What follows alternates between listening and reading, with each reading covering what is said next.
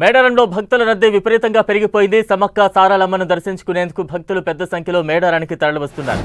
దీంతో మేడారం ప్రాంగణం మొత్తం భక్తులతో కిటకిటలాడుతోంది. అంతేకాదు అటు కన్నెపల్లి జంపన్నబాగు దగ్గర భారీగా ట్రాఫిక్ జామ్ ఏర్పడింది. వాహనాల రాకపోకలకు తీవ్ర అంతరాయం ఏర్పడింది. దీంతో స్థానికంగా ఉన్న పంట పొలాల్లోకి వాహనాల పార్కింగ్ కోసం ఏర్పాట్లు చేశారు.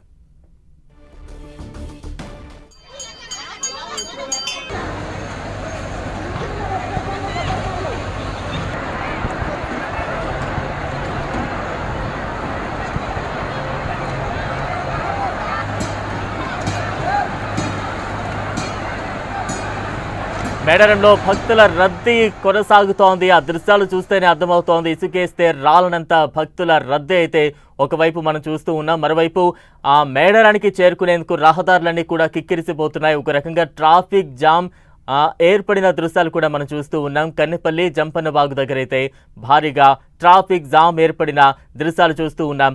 మరోవైపు గద్దల దగ్గరకు పెద్ద ఎత్తున భక్తులు తండోపతండాలుగా తరలి వెళుతున్న దృశ్యాలు మరోవైపు మనం చూస్తూ ఉన్నాం.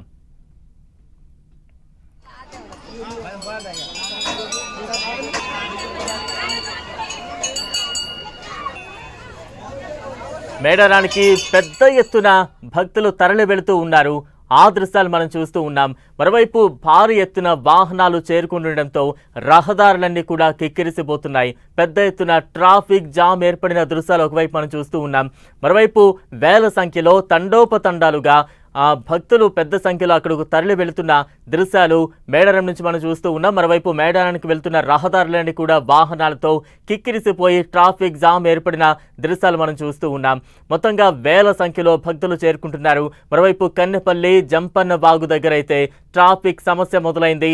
వాహనాలు పెద్ద ఎత్తున వస్తూ ఉండడంతో రద్దీ ఎక్కువగా నెలకొంది. దీంతో వాహన రాకపోకలకు తీవ్ర అంతరాయం ఏర్పడిన దృశ్యాలు ఒకవైపు మనం చూస్తూ ఉండగా భక్తుల తాకిడి ఏ రకంగా ఉంది అనేది అక్కడ విజువల్స్ చూస్తే అర్థమవుతోంది. విపరీతంగా భక్తులు పెద్ద ఎత్తున మేడారానికి తరలి వెళుతూ ఉన్నారు.